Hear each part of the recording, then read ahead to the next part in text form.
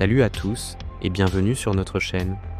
Aujourd'hui, on va plonger dans une philosophie ancienne qui a le pouvoir de changer radicalement votre vie moderne, le stoïcisme.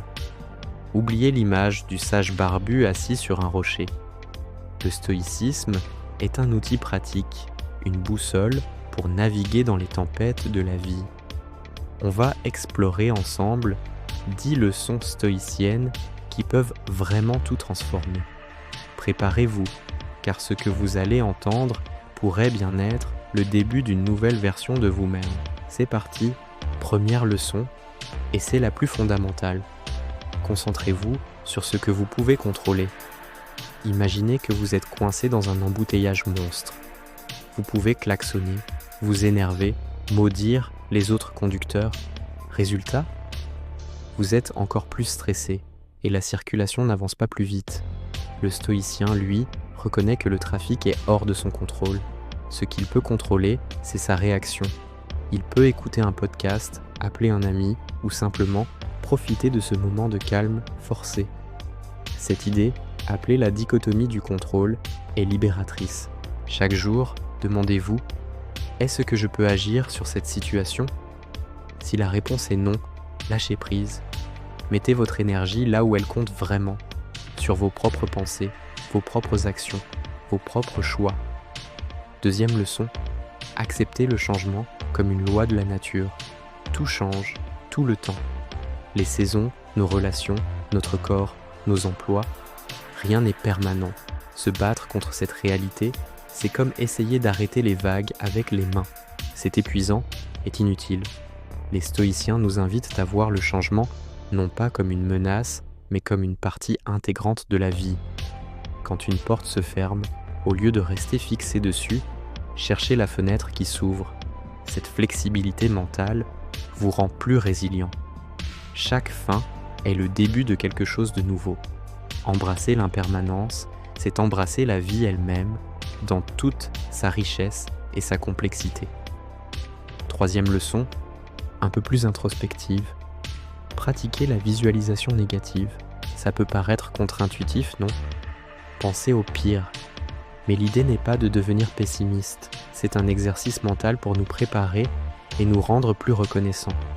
Prenez un instant, chaque matin, pour imaginer que vous perdez quelque chose que vous chérissez, votre travail, un objet précieux, ou même la compagnie d'un être cher. Le but n'est pas de sombrer dans la tristesse, mais de réaliser à quel point ces choses sont précieuses. Cet exercice a 2 effets puissants. D'abord, si le pire arrive un jour, vous serez mentalement mieux préparé. Ensuite, et c'est le plus important, il vous fait apprécier ce que vous avez, ici et maintenant. Votre café du matin n'a jamais eu aussi bon goût, n'est-ce pas ? Quatrième leçon, essentielle pour notre époque. Vivez en accord avec la nature. Non, ça ne veut pas dire d'aller vivre dans une cabane au fond des bois, quoique ça puisse être tentant. Pour les stoïciens, vivre en accord avec la nature signifie vivre en accord avec notre nature humaine, qui est celle d'un être rationnel et social. Ça veut dire utiliser notre capacité de raisonnement pour prendre de bonnes décisions et agir avec bienveillance envers les autres. C'est reconnaître que nous faisons tous partie d'une grande communauté humaine. Quand vous agissez avec intégrité, honnêteté et gentillesse, vous ne le faites pas seulement pour les autres, vous le faites aussi pour vous-même. Vous vivez en harmonie avec votre essence la plus profonde. Cinquième leçon, transformer les obstacles en opportunités. C'est le fameux « l'obstacle est le chemin » de Marc Aurèle. La vie nous envoie constamment des défis. Un projet qui échoue, une critique injuste, une maladie. Notre réflexe naturel est souvent de nous plaindre ou de nous sentir vaincus. Le stoïcisme nous propose une autre perspective. Chaque obstacle est une chance de pratiquer une vertu. Un collègue difficile, c'est une occasion de pratiquer la patience. Un échec professionnel, une opportunité d'apprendre l'humilité et la résilience. Voyez chaque difficulté non pas comme un mur qui vous bloque, mais comme une marche qui vous élève. C'est un changement de mentalité qui transforme les victimes en acteurs de leur propre vie. 6e leçon, cruciale pour notre bien-être. La valeur est dans l'action, pas dans le résultat. Dans notre société obsédée par le succès, on a tendance à tout juger par le résultat final. Ai-je eu la promotion ? Ai-je gagné la compétition ? Pour les stoïciens, la vraie valeur réside dans l'intention et l'effort que vous y mettez.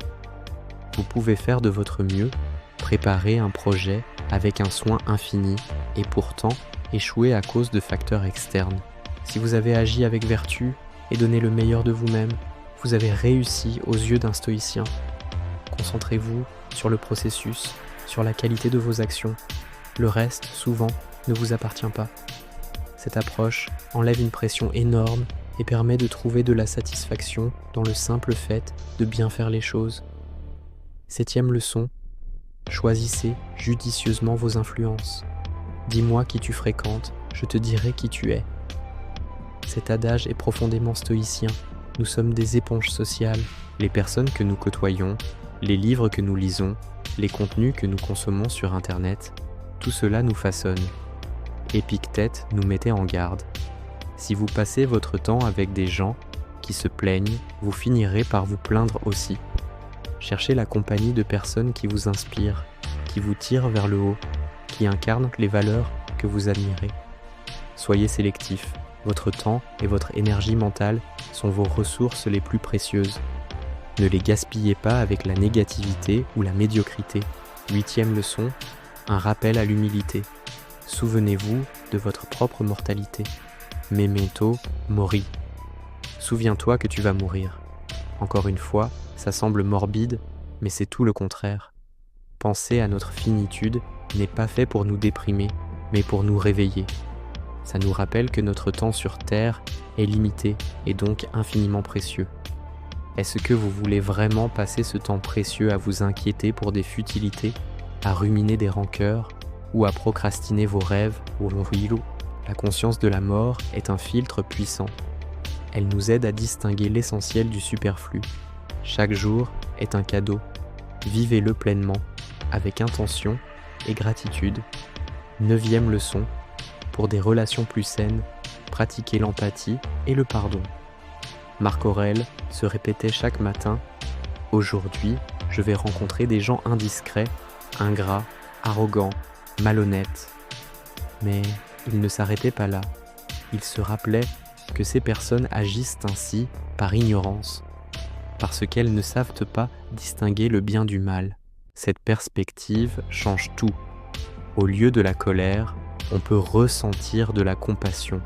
Cela ne veut pas dire excuser les mauvais comportements, mais comprendre leurs racines. Le pardon, dans cette optique, n'est pas un cadeau que l'on fait à l'autre, mais à soi-même. Il nous libère du poids de la rancune, une émotion toxique qui ne nuit qu'à celui qui la ressent. Et enfin, 10e et dernière leçon, tenez un journal.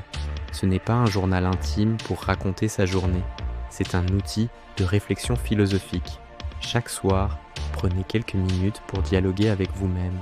Qu'est-ce que j'ai bien fait aujourd'hui ? Où ai-je dévié de mes principes ? Qu'aurais-je pu faire différemment ? C'est un moyen concret de suivre vos progrès, d'identifier vos schémas de pensée négatifs et de vous réaligner sur vos valeurs. C'est comme avoir un coach personnel disponible 24 heures sur 24. C'est un exercice simple, mais incroyablement puissant pour cultiver la conscience de soi et accélérer sa croissance personnelle. Voilà, nous avons parcouru ces 10 leçons stoïciennes, de la dichotomie du contrôle à la tenue d'un journal, en passant par l'acceptation du changement et la transformation des obstacles. Ce ne sont pas juste de belles idées à méditer, ce sont des outils à utiliser jour après jour. Le stoïcisme n'est pas une quête de perfection, mais un chemin de progression constante. L'important est de commencer, même modestement. Choisissez une ou 2 leçons qui vous parlent le plus et commencez à les appliquer dès aujourd'hui. Vous verrez, petit à petit, votre perception du monde et votre capacité à y faire face se transformeront. Merci d'avoir regardé cette vidéo jusqu'au bout. J'espère qu'elle vous a apporté de la valeur et de l'inspiration. Si c'est le cas, n'hésitez pas à laisser un pouce bleu, ça aide énormément la chaîne. Et dites-moi en commentaire quelle leçon stoïcienne résonne le plus en vous. Si vous voulez plus de contenu sur la philosophie pratique et le développement personnel, abonnez-vous et activez la cloche pour ne rien manquer. Prenez soin de vous et à très bientôt pour une nouvelle vidéo.